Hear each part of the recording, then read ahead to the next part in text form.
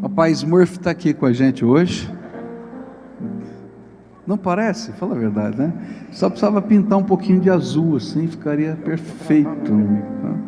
Não, mas é uma grande alegria a gente estar aqui com o Nassif, dispensa apresentações, amigo querido nosso, esteve pregando no Retiro das Famílias no Carnaval, e pôde ficar com a Lúcia. A Lúcia está aqui? Onde é que está a Lúcia? Um cantinho. Em algum cantinho. Tá, Lúcia, fica, dá um aceno para a gente aqui. Ah, lá atrás, tá bom, isso, querida, né? O Rafa está aqui, tá fácil de ver. Vamos ver, Rafa, dá um oi aí para todo mundo aí. Ah, tá bom, né? Oh. Esse é o Rafa, pode aplaudir aí, né? É uma alegria muito grande ter você conosco aqui, e eu sei que Deus vai usar o seu coração para ouvir aquilo que Ele tem colocado e vai ministrar o nosso coração. Eu queria só orar com você. Pai querido, obrigado, porque é tão gostoso a gente poder ter parceiros, ter amigos, ter irmãos, ter pessoas que o Senhor reveste com a Tua autoridade, com o Teu Espírito, que se entrelaçam com a vida da igreja e com a nossa vida. E esse é o caso do Nassif, Senhor. E nós te louvamos porque temos esse privilégio de com alegria acolhê-lo quando ele está conosco e sermos acolhidos quando estamos com ele. É tão especial isso. Que o Senhor continue a usá-lo no poder da tua graça. E quando ele ministrar a nós agora, que não seja ele, seja o Senhor falando conosco. Fica conosco, fica com ele e dá-nos a tua graça. É aquilo que oramos em nome de Jesus. Amém e amém. Obrigado. Vou fazer um exercício espiritual rapidinho. Feche seus olhos só um minutinho. Fecha.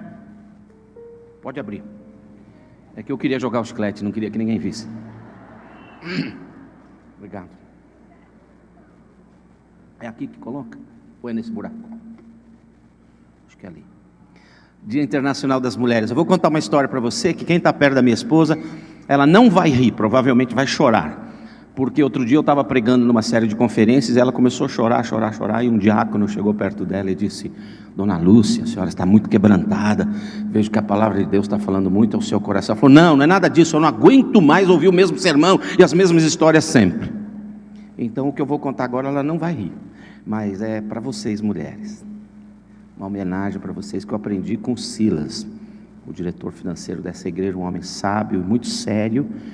E ele contou a seguinte história para mim, que Jesus percebeu que as mulheres estavam mandando nos seus maridos. Então ele visitou uma igreja. Jesus apareceu na igreja, todo mundo assim olhando para ele. E Jesus disse: eu vim aqui porque eu estou impressionado de ver como esses homens de hoje não mandam em nada, não lideram nada. A mulherada manda em todos os homens. Quer ver? Eu vou fazer uma experiência. Os homens que são mandados por suas mulheres, fique aqui no meu braço direito, faça uma fila aqui, venham para o meu braço, todos os homens que são mandados pelas mulheres, venham. Lotou o lado de cá, lotou, e do lado de cá ninguém. Aí Jesus disse: está vendo? Não é possível que não tenha um homem que seja líder na sua casa, não tem um homem que manda na sua casa, nenhum. Aí se levanta um homem, vem e para aqui. Jesus fala: graças a Deus, meu pai, graças a Deus, tem um aqui. Jesus se aproxima dele, dá o microfone para ele e fala assim: conta para todos nós por que você está nessa fila. Ele disse: não sei, minha mulher mandou ficar aqui. Parabéns, mulheres, nós somos a cabeça e vocês o pescoço, né? Autoria de Silas. Obrigado, muito bom estar aqui, sempre muito ruim, porque esse é o pior lugar do mundo para eu pregar. É muito difícil, eu tremo todo e sempre tenho dúvida do que eu tenho que falar. Minhas pernas estão tremendo, essa noite os meus joelhos doeram, tanto que eu acordei Lucinha, mas era medo de chegar aqui de manhã, é de verdade. Eu tenho muitas lembranças importantes aqui. O pessoal dessa igreja é muito exigente, e o meu português é muito ruim. Você sabe que sempre foi. E depois que eu fui morar nos Estados Unidos, eu não consegui aprender o inglês e esqueci o português. E o Rafael aprendeu inglês e espanhol. Outro dia minha esposa falou: quem tem síndrome de Down aqui? E Mas, então sempre tenho muito medo dessa igreja de pregar aqui, de falar assim uma coisa errada no português. Antigamente eu pregava aqui e o pessoal depois fazia fila para me cumprimentar. Assim, Nassif, você errou o português de novo. Não se fala desse jeito, não se conjuga o verbo dessa maneira. Você errou e não sei o que lá. E sempre aquela pressão em cima de mim. Eu lembro um dia uma senhora da igreja disse: as nossas fitas cassete vão para todo o Brasil. Você não sabe o que é isso, mas no museu você pode encontrar. E você falou um negócio errado, você disse fazem 10 anos. Não é fazem 10 anos, é faz 10 anos, porque é o tempo que faz, não são os anos, o tempo, olha, é fase, aquela pressão. Então sempre que eu acabava de pregar, eu sabia que tinha fila dos meus professores de português que estavam me esperando ali. Tem algum professor de português ali, olha lá, graças a Deus.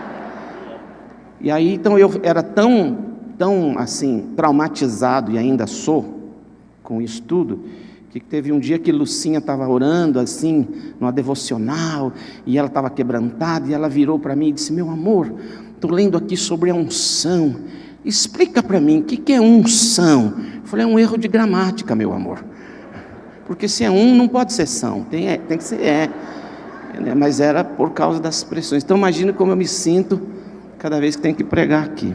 Mas abre lá sua Bíblia, vamos ler a Bíblia, que a Bíblia sempre está escrita bem certinho. Então vamos ler a Bíblia. Abre sua Bíblia para o Evangelho de Marcos, capítulo de número 4, versículo 35. Olha para o lado, vê se o seu companheiro não tem uma Bíblia de papel, nem eletrônica. Empresta sua Bíblia para ele. Se você tem Bíblia no iPhone, faça isso. No iPod, faça isso. No iPad, faça isso. Até no iPin, não importa a tecnologia, o importante é ter a Bíblia. Ó, o barulhinho bom. Posso ler? Está aí, Marcos 4. Tem esse livro na Bíblia, pode procurar. Tem. Naquele dia, ao anoitecer, disse ele aos seus discípulos: vamos para o outro lado. Deixando a multidão, eles o levaram no barco, assim como estava. Outros barcos também o acompanhavam. Levantou-se um forte vendaval, e as ondas se lançavam sobre o barco, de forma que este foi enchendo de água. Jesus estava na polpa, dormindo com a cabeça sobre um travesseiro. Os discípulos o acordaram e clamaram: Mestre, não te importas que morramos? Ele se levantou, repreendeu o vento e disse ao mar: aquiete-se, acalme-se. O vento se aquietou e fez completa bonança. Então perguntou aos seus discípulos: por que vocês estão com tanto medo? Ainda não têm fé? Eles estavam apavorados e perguntavam uns aos outros: quem é este que até o vento e o mar lhe obedecem? Tempestades sempre virão sobre as nossas vidas. Nós não estamos isentos do enfrentamento de tempestades. Elas sempre virão na nossa vida. Nem sempre vamos descobrir as origens das tempestades. Eu poderia dizer que essa tempestade aqui dos discípulos tem como origem num ataque satânico. Por quê? Porque a continuação dessa história é o capítulo 5, Jesus chegando na cidade de Gadara, onde ele vai repreender um demônio, ou pelo menos 2.000 demônios que estavam na vida daquele sujeito. E a mesma palavra que Jesus usou para repreender os demônios é a mesma palavra que ele usou para repreender a tempestade. É uma expressão de quem repreende alguém e não uma coisa, de quem expulsa alguém e não alguma coisa. A palavra que repreendeu o vento no versículo 39 é absolutamente a mesma palavra no original que ele usou para repreender os demônios, expulsar os demônios, anular a atividade dos demônios, expulsá-los, tirá-los da vida dele. Então me parece que essa tempestade é de origem maligna. Mas eu creio que possam haver tempestades de fonte, origem natural. O apóstolo Paulo, por exemplo, na sua última viagem a Roma, ele enfrenta uma violenta tempestade. Ele percebe que aquela não é uma boa época para viajar. Os navios já não estão fazendo viagens naquele tempo, porque eles dependem do vento. E naquela época da vida, os ventos podiam ser muito confusos e provocar que as naves, ou as naus, ou os navios fossem jogados contra as rochas e muita gente se perder. Ele conversa com o capitão do navio, mas o capitão do navio não quer saber, vai fazer essa viagem. Então ele vai orar a esse respeito. E Deus fala: olha, essa tempestade aí, ninguém vai se perder. Os bens vão se perder, mas ninguém vai se perder. Então, aparentemente, essa tempestade era de origem natural. E tem tempestades que podem se originar na nossa desobediência. E aí a tempestade não é uma ação do maligno, mas uma ação de Deus. Tem gente que pensa assim: eu dei brecha, aí Satanás entrou. Não, se você der brecha, quem entra é o Espírito Santo para arrebentar com você, não foi Satanás. Satanás adora a sua brecha, ele é capaz de deixá-la até maior ainda, porque ele gosta da tal da brecha. Eu nem sei bem o que é brecha, mas a turma usa essa expressão. Outro dia um menino chegou para mim e falou assim: eu fui numa reunião de células e estava uma fofocaiada lá naquela célula, eu já estou vendo a hora que Satanás vai lá e vai detonar com eles. Eu falei: que nada, Satanás está lá, vai ficar cada vez melhor. Se detonar, foi Deus, não foi Satanás. Nós temos uma concepção errada das coisas, às vezes. E o Jonas, por exemplo, é um cara que Deus deu uma ordem muito cristalina para ele, diz: olha, sai daqui da tua terra, vai até essa cidade e diz para esse povo que se eles não se arrependerem, em 40 dias eu vou destruí-los. Jonas não gostava daquela gente e disse para o Senhor assim: para que esperar 40 dias? Destrói agora. Você nunca leu isso na Bíblia? Só está no Evangelho de São Nassif, mas eu imagino que ele falou isso. E esse é um grande problema de Deus, o maior problema de Deus. Deus tem vários problemas, um deles é matar a gente. Para quê, né? Deixa aí, vai ressuscitar, então nem ressuscita, já fica aí. Mas o outro grande problema de Deus é que frequentemente Deus ama quem nós odiamos. Sabia disso? Mas eu não odeio ninguém. Para de mentir, 2 pecados, de odiar e de mentir. Deus frequentemente ama aquelas pessoas a quem nós odiamos. Uma vez eu fui pregar em Cuba. Quando eu voltei de Cuba, eu estava pregando em Miami, perto de Miami, em Fort Lauderdale, e preguei numa igreja e disse assim: meus irmãos, vocês podem imaginar se Fidel Castro se converter? Um rapaz do primeiro banco era cubano e disse para mim: pastor, en el cielo que Fidel entrar, yo no entraré.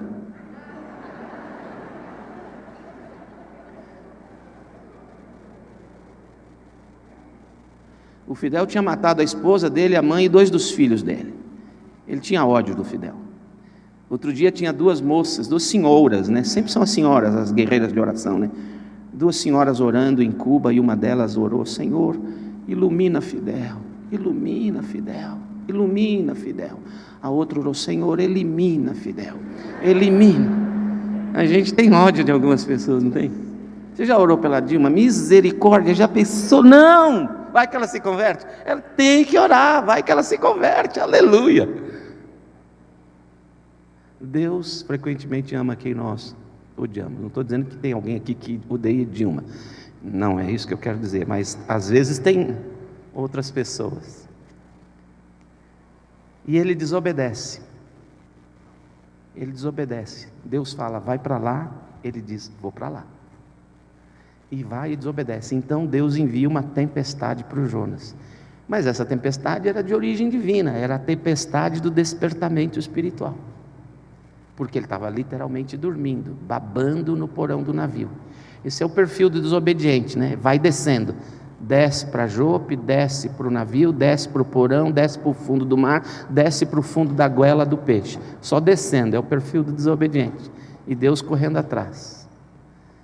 Então, eu podia dizer várias origens das tempestades na vida. Mas saber a origem das tempestades, ainda que seja alguma coisa boa, melhor é saber isto: toda tempestade na nossa vida mudará a nossa vida para sempre. Toda tempestade tem o poder de provocar mudanças para sempre na nossa vida. Agora, se são mudanças para melhor ou para pior, dependerá da minha atitude diante das tempestades. Vamos dar uma olhadinha rapidinho na atitude dessas 3 pessoas: do Jonas, do discípulo e de Paulo. Jonas, diante da tempestade, descobre que ele tem ódio das pessoas. Quando Deus o chama para fazer o que ele tem que fazer, ele diz: não, esse povo aí machucou muito o meu povo, eles merecem a morte. Mas Deus envia aquela tempestade sobre o Jonas para despertá-lo. Ele não despertou, a tempestade não foi suficiente, ele foi jogado ao mar. Ser jogado ao mar não foi suficiente, um grande peixe o engoliu. Isso não foi suficiente, o peixe o vomitou, porque tem certos tipos de crentes que ninguém aguenta, não desce. Tem muçulmano xiita e crente chato. Jonas era um chato de galocha, ninguém aguenta, nem a baleia vomitou. O primeiro hino que eu aprendi na igreja foi: e a baleia, Jonas vomitou, qualquer coisa assim, e era interessante. E o corinho era: vamos vomitar todo mundo junto. Então, o Jonas era desobediente, não serviu. Deus fez tudo isso na vida dele, e no final da vida de Jonas, no final daquela história, Jonas descobriu algumas coisas. Primeiro, ele era na verdade uma criança mimada, emocionalmente uma criança mimada, daquela que quando Deus não faz para ele o que ele quer que Deus faça, ele se joga no chão, estrebucha, bate as pernas, grita e não interessa mais nada no mundo. Jonas descobriu também que era uma pessoa insensível ao sofrimento dos outros e à iminência do perigo de morte que as pessoas estão experimentando, enfrentando a qualquer momento. Ele não se importa com ninguém. A tempestade serviu para Jonas ficar pior do que era, na minha opinião, mas por causa da atitude dele, super egoísta, super egoísta. Eu espero que a tempestade que tem caído, ou quem sabe ainda cairá sobre a sua vida, não mostre que você é só uma criança mimada, que acredita que Deus existe para resolver a sua vida e que se lasque o resto. Que você aprenda que a sua vida não é só uma vida em que você tem ódio de outras pessoas, e em vez de desejar a salvação delas, deseja a morte delas. Eu espero que a tempestade que vem sobre a sua vida ensine, quem sabe, tudo isso para você, mas também te leve a um arrependimento, de dizer: Senhor, perdão, é verdade, muda a minha vida. Eu aprendi com o enfrentamento dessa tempestade que eu não passo dessa criança mimada, que pensa que Deus existe só para fazer as coisas para mim e as coisas que eu quero, e não interessa mais ninguém no mundo. Eu espero que a tempestade que venha sobre a sua vida ensine para você que cada pessoa do mundo é importante, que cada pessoa do mundo é alvo do amor de Deus, que cada pessoa do mundo tem que ter a chance do seu arrependimento diante do Senhor pelas coisas terríveis e horrendas que praticou ou tem praticado. Aí chegamos com os discípulos, texto que nós lemos. Nesse texto é muito interessante porque algumas coisas estão acontecendo aqui. Eles têm uma vaga ideia do que Deus quer da vida deles. Diz: vamos para o outro lado, é tudo que eles sabem. E Deus frequentemente faz isso. Ele não revela o nosso futuro com muitos detalhes.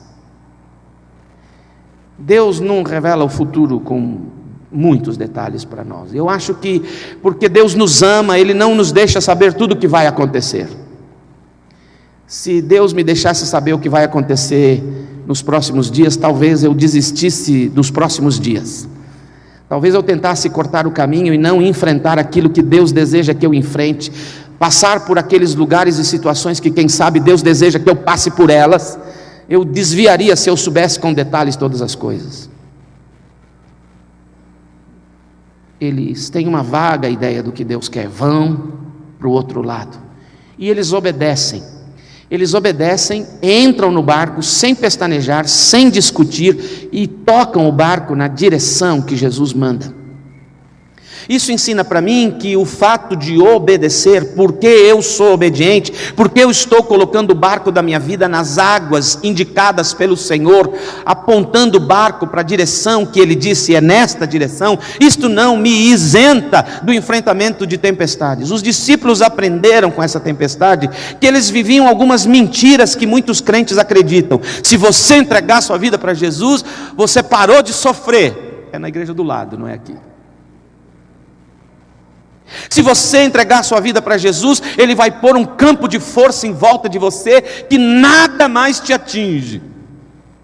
E se você entregar a sua vida para Jesus, nunca mais você passará por tempestades. Isso não é verdade. Jesus Cristo foi muito claro quando disse: no mundo tereis aflições. Graças a Deus Ele não parou por aí. Ele disse: tem de bom ânimo, eu venci o mundo, e comigo, e eu e você, nós seremos sempre mais do que vencedores. Não é verdade que Deus nos livra do enfrentamento de tempestades. É verdade que Deus pode nos dar vitória no enfrentamento de tempestades. Não é verdade que nós não sofreremos mais. O Salmo diz assim: ainda que eu ande, uma boa possibilidade, ainda que, pode ser que, quem sabe, ainda que eu ande pelo vale da sombra da morte, não temerei mal algum. Não, porque eu não vou no vale, mas de vez em quando deverei passar pelo vale da sombra da morte, mas não temerei, porque tu estás comigo. O apóstolo Paulo disse que nada pode separá-lo do amor de Deus, nem altura, nem profundidade, nem coisas presentes, nem futuras, nem perigo, nem espada, nem fome, nem jejum, nem bandidos, nada pode separar do amor de Deus. Então todas essas coisas são possíveis para a gente. Outro dia eu estava lendo o Salmo 23,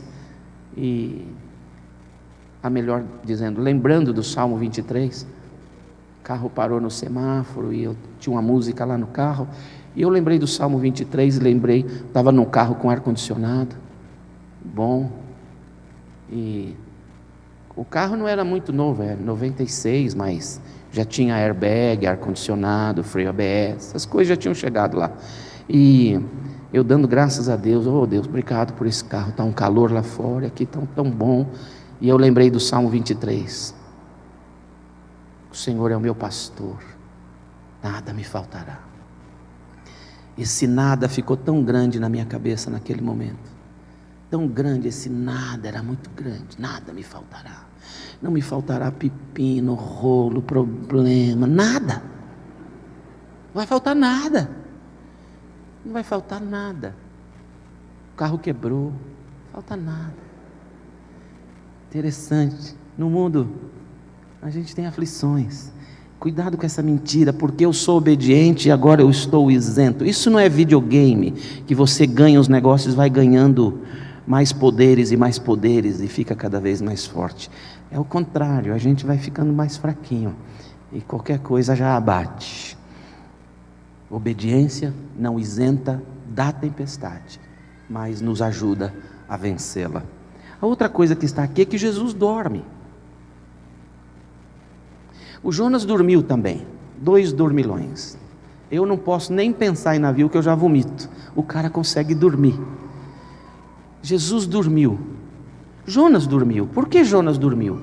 Porque Jonas não amava o povo para o qual Deus o mandou ir e pregar o evangelho da salvação. Eu costumo brincar com isso e quase sempre dá certo. O antônimo, olha, o pessoal do português, o antônimo de alto, baixo, de longe, perto, de feio, bonito, podia dizer de Nassif Pascoal, feio, bonito, e precisa agradar o chefe, magro, gordinho, por exemplo, Michel, Rafinha. Então, o antônimo, e aí quando eu falo assim, o antônimo de amor, o pessoal quase sempre diz ódio. Mas ódio não é o antônimo de amor. Ódio é um jeito de amar. O antônimo de amor é indiferença. Jonas dormiu o sono da indiferença porque ele não amava aquelas pessoas e preferiu dormir o sono da indiferença. Jesus também está dormindo o sono da indiferença. Mas não o sono da indiferença ao sofrimento dos seus discípulos, senão o sono da indiferença às ações de Satanás. Por que Jesus dorme quando Satanás está atacando o barco com uma tempestade? Porque Jesus sabe que as tentativas do diabo dão em nada, porque cai na água, nada. As tentativas do diabo nunca serão vitoriosas. Não há nada que Satanás possa fazer para impedir Jesus de ir onde Ele quer. E não há nada que Satanás possa fazer para impedir a libertação daquele gadareno. Por isso Jesus nem tchum para ele. Mas os discípulos interpretaram como uma indiferença ao sofrimento deles. E vão e acordam Jesus. Queria te dizer uma coisa. Às vezes nas tempestades da vida nós oramos, e parece que Deus não está agindo. Não é verdade.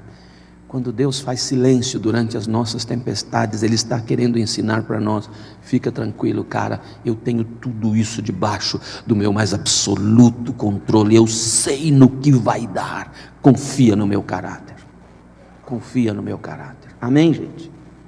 E então Jesus expulsa os demônios que estavam agitando aquele vento, soprando aquele vento, e vai libertar. O que os discípulos aprenderam? Eles aprenderam que Jesus no barco é garantia de que o barco cumprirá com a travessia, que ele chegará do outro lado, ele não vai ser derrotado, afundado. Com Jesus no barco, eu alcançarei o porto seguro dos meus projetos de vida nessa vida, e alcançarei o porto seguro da vida eterna, se Jesus está no barco. Tempestades sempre mudam a nossa vida. Os discípulos aprenderam mais sobre o poder de Deus, estavam sem fé, desesperados, mas entenderam que com Jesus no barco venceremos as tempestades. E Paulo está indo como prisioneiro, sendo entregue ao imperador romano para logo ser decapitado. E quando ele percebe, o comandante do navio e o dono do navio e as pessoas interessadas em que o navio chegasse ali com aquela quantidade enorme de presos, decide por uma viagem. Então Paulo falou: olha, eu já viajei demais de navio, já enfrentei tantas tempestades na minha vida, e eu sei que essa época não é a época boa. Ele intercede, ele fala com o comandante, não tem solução esse bate-papo, ele vai orar. Ele vai orar, e quando ele está orando, Deus começa a falar com ele. E Deus diz para ele: olha, fica firme. Essa tempestade vai destruir toda a embarcação, mas ninguém vai se perder. Então Paulo tem uma atitude muito interessante. Primeiro, ele tem confiança absoluta no Deus da vida dele. Por isso ele entra no barco, mesmo sabendo o que vai acontecer. Segundo, Paulo tem confiança absoluta no caráter de Deus, que ensina para ele que é importante e necessário passar por essa tempestade, mesmo que ele esteja com medo. Paulo entende que a vida dele tem um propósito muito maior do que se livrar das tempestades. Há algo mais importante na vida dele do que fugir de enfrentamentos difíceis, evitar problemas. Há algo muito mais importante na vida dele, que é: eu existo para que Jesus se torne conhecido. E se eu estou entrando nesse barco, com estes prisioneiros, nessa hora, com esta situação anunciada pelo homem do tempo lá do céu, então eu entendo que eu tenho que entrar, porque a minha vida só tem sentido se ela for usada por Deus, para que através de minha vida o nome de Jesus se torne conhecido. E se for preciso entrar nesse barco, eu entrarei e enfrentarei. E ele entra no barco, a tempestade vem, o povo fica desesperado, começa a gritar. Então ele grita, ele assume a liderança do navio, ele grita com todos e dizem: calma, e diz: calma, calma, o barco se perderá, os nossos bens serão perdidos, mas nenhuma vida se perderá. Deus me garantiu isso, e eu creio nisso, e animou as pessoas. Então o barco rebenta, eles vão para a água, e todos eles atingem uma ilha, todos estão vivos. E o pessoal está olhando para o Paulo, e aí eles conseguem fazer uma fogueirinha, porque estão molhados, e na hora de botar graveto na fogueirinha, uma serpente morde o Paulo. Um cara que estava ali do lado falou assim: esse é um cara amaldiçoado, não há dúvidas. O cara está em cana, vai no barco que afunda, e quando escapa a serpente morde. O cara é amaldiçoado, esse é um azarado mesmo. Apóstolo Paulo chacoalha a cobrinha, não mata, porque afinal de contas todos os bichinhos foram feitos por Deus, deixa lá. Eu tinha esmagado aquela cobra. Então Ele solta aquela cobra, o pessoal só está esperando o bicho estrebuchar e morrer, dar um febrão nele, vomitar um monte e morrer. E ele continua na boa. Aí isso vira um negócio entre eles todos. Paulo aproveita, fala do evangelho de Jesus para ele. Nisso alguém da cidade fala: olha, tem uma pessoa doente, ele vai lá, ora, a pessoa fica curada. Ele ganha simpatia daquela cidade, daquela ilha. Eles ganham roupa, ganham comida, ganham mantimento, são bem tratados. E o que é interessante, nenhum deles foge. Todos eles entram no próximo barco e todos eles vão a Roma. Todos os prisioneiros são devidamente entregues. E o testemunho de Paulo foi para toda aquela gente. Sabe o que aconteceu com aquela tempestade? Paulo entendia que aquele sofrimento coletivo seria a melhor coisa para Deus fazer, a fim de que todos percebessem, todos, um ao outro, e a dor de todos fosse a dor de um, e a dor de um fosse a dor de todos. Você já reparou que às vezes você está num lugar que não conhece ninguém, mas se o lugar corre perigo, todo mundo vira gente? Você já subiu em elevador alguma vez na sua vida, assim, 30 andares, 50 andares, que nunca mais chega, né? Às vezes 6 andares é demorado. Você entra no elevador e todo mundo se cumprimenta assim.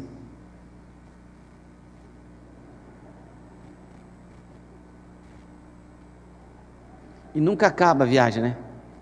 Você não vê a hora que acaba para sair de perto dessa gente que você nunca viu na sua vida. Mas aí o elevador para no meio do caminho, gente, dá um tranco e fica todo mundo preso. Já tem 2 que gritaram. Mas dali a pouco os homens falam: calma, já a gente continua a viagem. E a viagem não continua. Aí quem começa a gritar são os homens, porque o bicho para chorar rápido é homem. Minha mulher costuma dizer: homem só muda de endereço, mas é tudo igual. Uma gripe fica de cama, 2 tosses pede para o hospital. É complicado. Então, e aí todo mundo começa a olhar para todo mundo, o pessoal se abraça, chora, ora, ajoelha, é um negócio, todo mundo vira crente naquele momento, e aquela choradeira, e quando todo mundo é resgatado, eles se abraçam, choram como se fossem amigos há 200 anos, troca cartão, endereço, e-mail, e aí telefone, marca uma jantinha depois para comemorar a salvação deles. Não é legal um sofrimento? As pessoas ficam humanas, elas se tornam gente. E ali, aquele povo todo tem uma grande oportunidade, por causa da dor, de ouvir a mensagem de Jesus. O que a tempestade fez com Paulo? O tornou mais cheio de fé, mais cheio de confiança, de que não há nada na nossa vida que está acontecendo ou acontecerá, que Deus não tem um plano e um propósito maravilhoso. O que eu devo fazer diante das tempestades que sempre mudarão a minha vida, se para melhor ou para pior dependerá de mim? Perguntar: Deus, não estou entendendo, eu gostaria de ser livre do enfrentamento dessa tempestade, não estou entendendo nada que está acontecendo, mas agora eu te peço, o que eu devo fazer? Como eu devo me comportar? O que o Senhor quer ensinar para mim a seu respeito? Me ensina. E o que o Senhor quer que eu faça nessa circunstância? Me deixa saber e me ajuda a fazer, porque eu quero te conhecer melhor e te servir melhor, servindo outras pessoas. As tempestades sempre virão. De onde? Nem sempre sei, mas uma coisa sei: elas sempre mudarão a minha vida. Se para melhor ou para pior, dependerá da minha atitude diante de Deus e diante das pessoas para as quais, no meio das quais Deus tem me colocado. Feche seus olhos.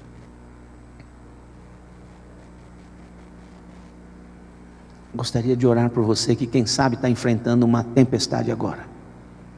Talvez você esteja enfrentando a tempestade do desemprego, ou das dívidas sem controle, ou você talvez esteja enfrentando uma tempestade dos relacionamentos familiares. Você e sua mulher não estão se dando bem já faz tempo. Vocês antigamente falavam português, agora vocês falam a língua do boi. Só isso. Talvez você esteja enfrentando uma tempestade da dificuldade de relacionamento com seus filhos. Eles estão distantes, você fala, eles não entendem. Eles falam, você não entende, vocês só brigam. Os filhos já entram em casa e jamais não conversam mais com você. Os que ainda estão entrando em casa, alguns já foram. Talvez você esteja enfrentando essa tempestade de uma enfermidade no seu corpo.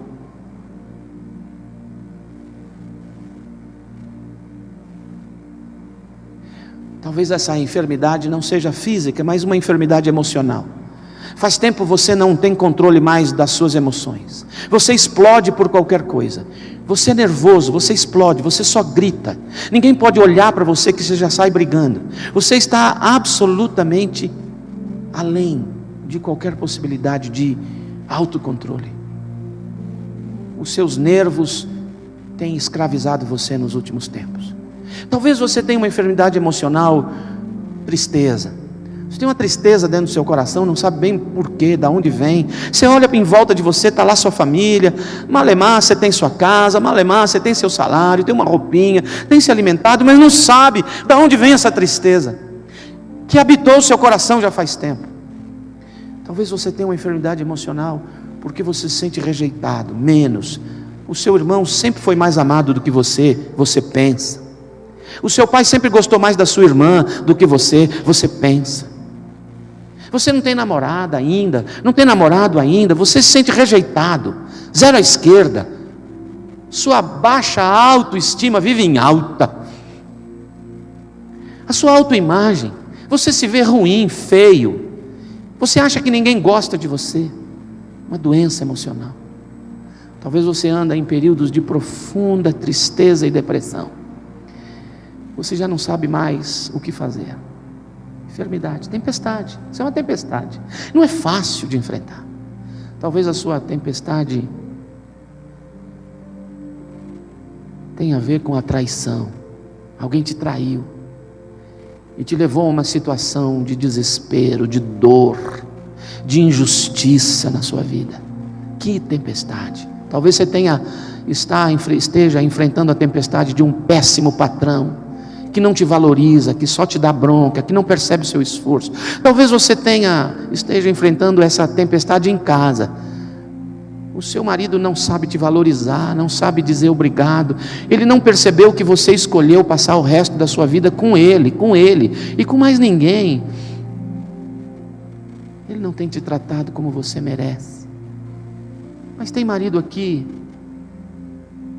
que gostaria tanto de que as coisas fossem diferentes em casa, mas a tempestade sopra um vento tão forte, a chuva que bate no rosto parece de pedra porque machuca. Eu quero orar por você, primeiro para que Deus se revele para você ao seu lado nessa tempestade. Não, você não está sozinho, sozinha nessa tempestade. Não é porque você deu brecha, não é porque você não é um crente que você acha deveria ser e ainda não conseguiu ser. Não, Jesus está aí com você. E a minha oração é que Ele se mostre, que você o veja, que você o perceba. Quem sabe que você sinta o toque dEle de alguma maneira sobrenatural na sua vida agora. E que Ele ensine para você que se Ele está no barco da sua vida, a tempestade vai passar e você se tornará uma pessoa melhor, o seu marido uma pessoa melhor, a sua família uma família melhor, o seu emprego melhor, a sua vida vai melhorar, porque depois da tempestade a bonança virá sobre a sua vida. Eu quero orar por você, mas eu quero orar não só para você perceber Jesus, não só para você crer no caráter dele, de que ele não vai fazer nada de errado com você, de que ele sabe o que está fazendo com você, e que vai ser melhor ao final das contas. Não só crer nisso, mas também orar para que Deus transforme agora a tempestade em bonança. Ele tem este milagre, ele tem este poder, ele pode repreender os ventos e dizer à tempestade: acalme-se, ao vento acalme-se, ao mar acalme-se, e o barco da tua vida enfrentará um tempo de bonança, de bênçãos na sua vida, na sua casa, na sua profissão, no seu projeto de vida. Então, eu quero orar também para que o barco da sua vida alcance o porto seguro, desejado, preferido por você. Você tem um projeto, você tem um sonho, Você tem um sonho de chegar daqui a ali, você tem um sonho de ser alguém assim, de ter isso na vida, de ver isso, experimentar esta coisa, este é o seu sonho. Creia, se Jesus está no barco da sua vida, o seu barco alcançará o porto seguro da realização dos seus projetos, sonhos e desejos mais intensos do coração. Eu quero orar por essas 3 coisas: você ver Jesus, a tempestade parar e o seu barco seguro chegar do outro lado. Se você está enfrentando tempestades, fica de pé no seu lugar, se você pode. Se você não pode, ergue uma das mãos. Se você não pode nem erguer uma das mãos, peça a alguém do seu lado que te ajude e fala: ergue minha mão, porque nem forças eu tenho, mas eu quero dar esse gesto de fé que diz: eu creio, eu creio, eu creio, eu creio. Senhor Jesus, meus irmãos e minhas irmãs estão sofrendo, ventos fortes estão soprando sobre a vida deles, o mar está agitado, o barco balança para todos os lados, a sensação de morte é constante, é diária, é o dia inteiro, é o tempo todo. Deus, em nome de nosso Senhor Jesus Cristo, olha essa gente, Deus, olha essa gente e sopra agora sobre eles um sopro de bênçãos, um sopro de alívio, um sopro de refrigério, um sopro de milagres, em nome do Senhor Jesus. Mostra o teu rosto para cada um deles agora. Deixa, Deus, que eles te percebam dentro do barco, que eles te percebam tranquilo no barco da vida deles, que eles te percebam soberano, que eles te percebam, Deus todo-poderoso, com tudo absolutamente debaixo do seu controle. Deus, dá para eles a visão da sua presença, mas mais do que isso, Deus, repreende os ventos. Deus, chega, Deus, por favor, para esse sofrimento, para essa dor agora, para essa luta agora. Traz, Deus, bonança. Deus, traz um tempo de tranquilidade. Remove toda dor, todo problema, toda tempestade, toda a força dos ventos, remove da vida deles e começa a trazer bênção, começa a trazer paz, começa a trazer alegrias. Restaura, Deus, os relacionamentos familiares, conjugais, familiares, pais e filhos, irmãos. Restaura a família, restaura a casa, restaura a saúde física, tira a enfermidade. Tu és o mesmo Deus ontem, hoje e eternamente, Deus especialista em fazer milagres. Então, Espírito Santo de Deus, entra nesse corpo agora, vai para as juntas e medulas, vai para os ossos, vai para a corrente sanguínea, vai para os órgãos, vai, Deus, para a pressão arterial, vai para o sistema nervoso, vai desde a pontinha do pé ao último fio de cabelo e opera milagres agora. Restaura a saúde, eu te peço, em nome de nosso Senhor Jesus Cristo. E Deus amado, eu quero pedir para eles que cada pessoa que está de pé, cada pessoa que fez um sinal dizendo eu estou lutando agora, que cada uma destas pessoas tenha a alegria muito cedo de contar aqui nessa igreja e contar para os seus amigos: olha, eu passei uma tempestade, mas eu percebi Jesus lá dentro e Ele acalmou a tempestade e o meu barco chegou no porto seguro da realização dos sonhos e projetos de minha vida. Por isso eu posso dizer: Deus é bom, Deus é muito bom. Ele me fez passar com vida e vitória pelas tempestades. Faz isso, Deus, faz isso, eu te peço, no nome bendito e forte de Jesus. Amém. Amém. Tome assento, por favor. Me dá 2 minutos mais. Não, 7. Pode parar esse relógio aqui na minha frente, está me dando aflição. Esse relógio não é crente. O barco da nossa vida precisa 2 coisas para chegar no porto. Primeira, ter Jesus lá dentro. Ter Jesus lá dentro. Você sabe que ao lado do barco tem uma escadinha para subir no barco. Tem 4 degraus essa escada. Presta atenção. Se você não tem Jesus no seu coração, no barco da sua vida, você não tem chances muito boas. Não. E como você sabe se Jesus está no seu coração, se Ele está no barco da sua vida? Como você sabe? É simples, é um teste muito simples. A Bíblia Sagrada diz que eu tenho que crer com o coração que Jesus morreu na cruz e ressuscitou. E a Bíblia Sagrada diz que se com a minha boca, ou no caso destes daqui, com as minhas mãos, eu confessar que Jesus é o Senhor e convidá-lo com a minha boca ou com as minhas mãos para entrar no meu coração, Ele entra. Se você nunca usou a sua boca ou usou as suas mãos para chamar Jesus, Ele não está dentro do seu coração. Ele não está. Ele pode estar ao seu lado. Você pode crer nele, acreditar nele, mas Ele só entra se você diz: Jesus, eu abri a porta, eu estou te convidando, entra. Torne-se o dono de minha vida, o meu Salvador. Aí Ele entra. Se você nunca fez essa oração, eu garanto para você, Jesus não está no seu coração. Agora, pode ser que você já tenha feito essa oração mentalmente, serve, lógico que serve. Pode ser que você fez essa oração aos pedacinhos ao longo da sua existência na igreja, serve. Quem sou eu para medir que você não tem Jesus? Mas eu tenho uma garantia bíblica de que quem abre o coração com a boca ou com a sua mão, então Jesus vai entrar. E se Ele entra no seu coração, você ganha 4 presentes maravilhosos.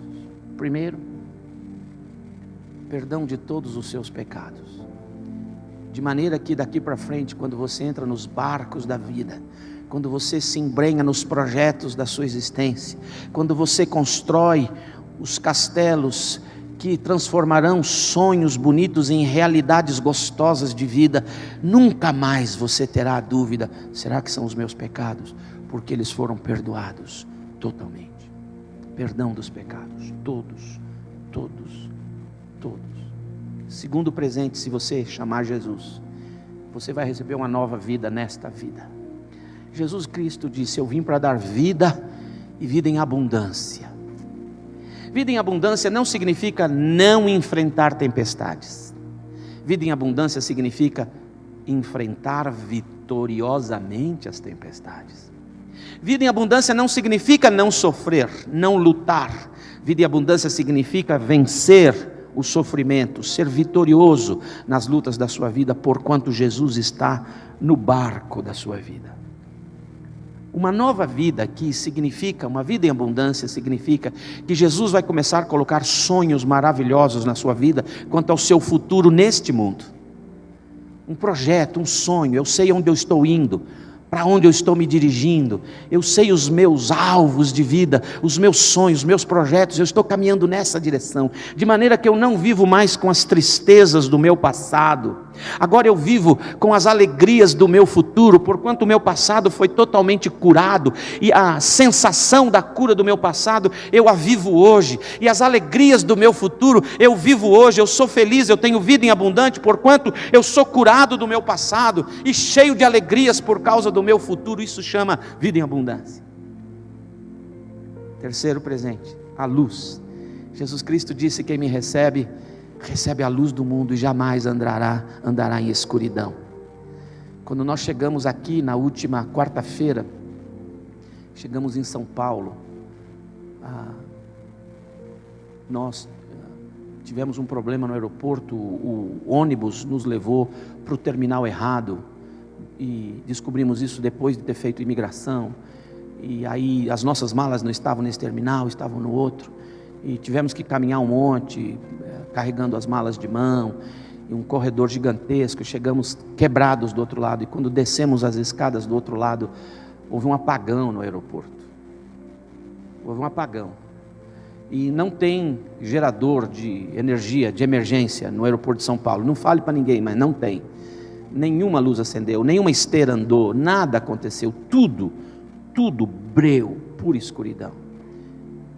E aí nós chegamos quase 1h30 depois que as malas tinham chegado no local. Como? Com luz de celular, procurando mala com luz de celular.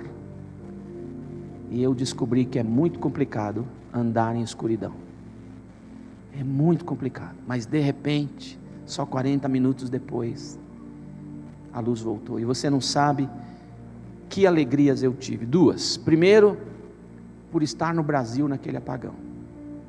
Você não sabe como eu fui feliz naquele apagão.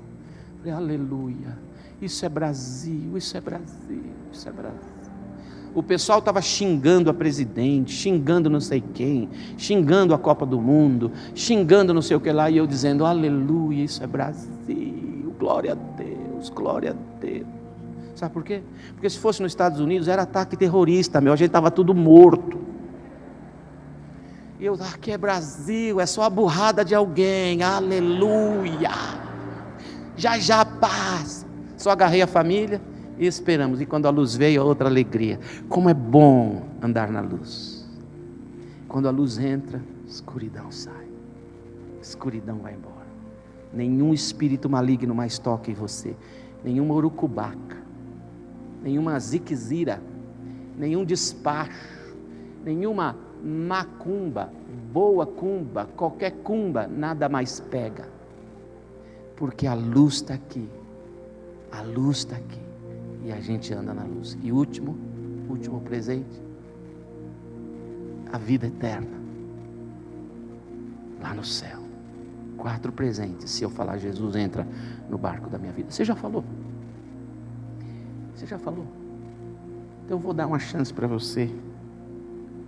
Vou dar uma chance para você de falar isso hoje.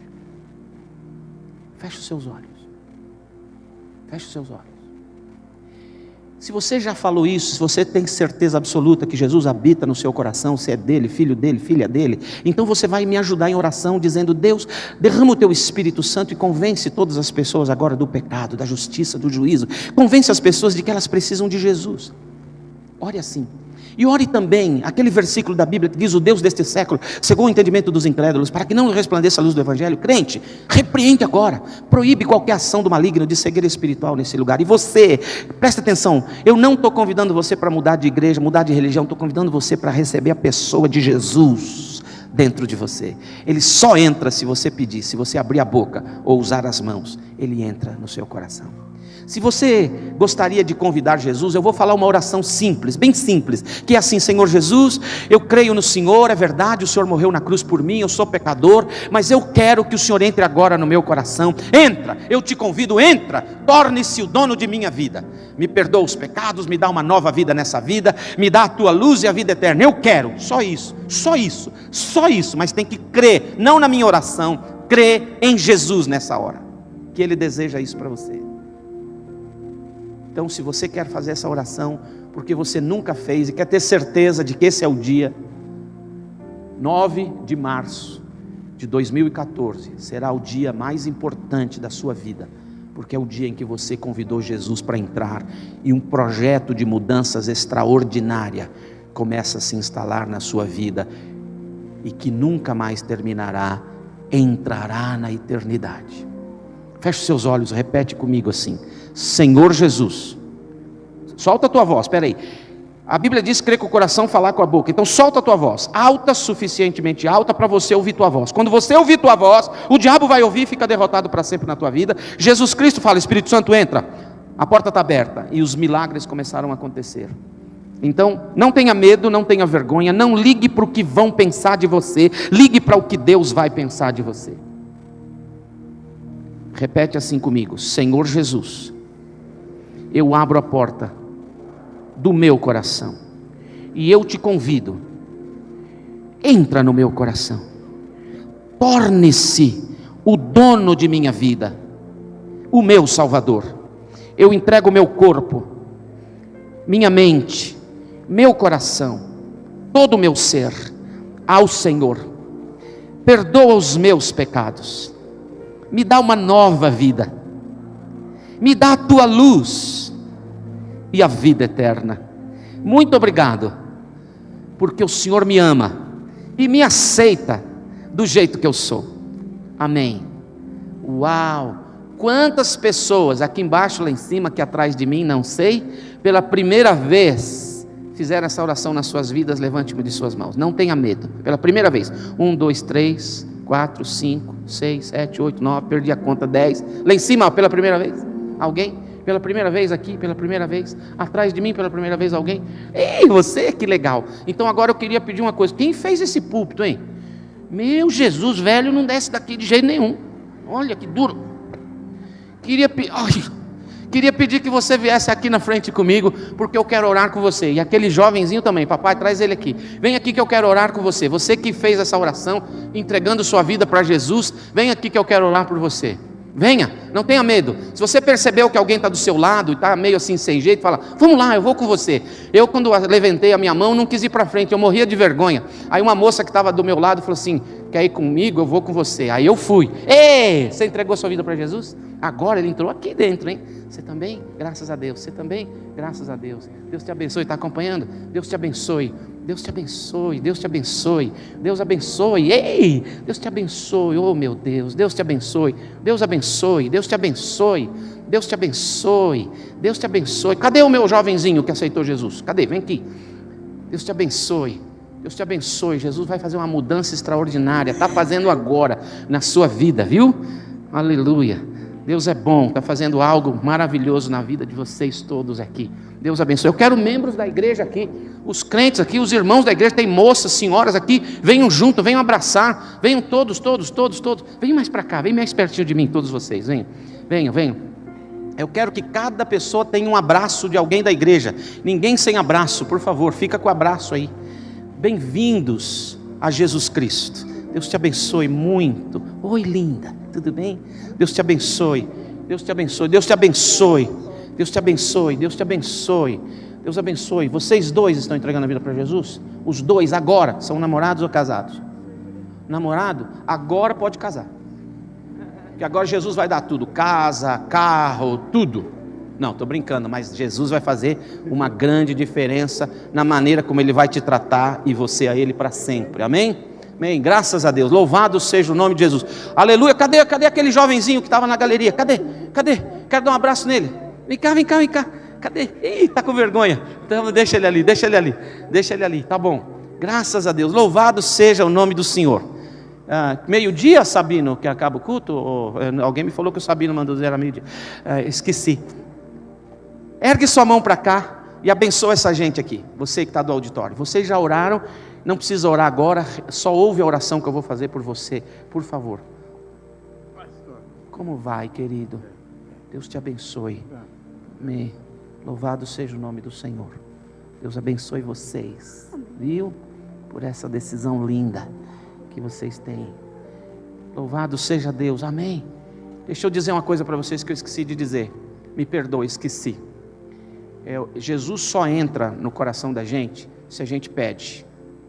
Ele não entra de outro jeito. Isso eu falei. Mas tem uma coisa que eu esqueci de falar e agora não tem mais jeito. É o seguinte, quando a gente pede para Jesus entrar no coração da gente, Ele entra, mas agora Ele não sai mais. Eu esqueci de avisar. Ele não sai mais. Não tem mais jeito. Ele não solta o que foi dado para Ele. Amém? Nunca mais. Onde quer que você vá, Ele está dentro de você. Ouve essa oração. Espírito Santo de Deus, nós te louvamos e te bendizemos, te damos toda a glória e todo o louvor, e entregamos estas vidas a quem de direito? O Senhor Jesus. Toma estas vidas. Espírito Santo de Deus, entra agora mesmo neste coração, entra, começa a fazer uma revolução, traz cura.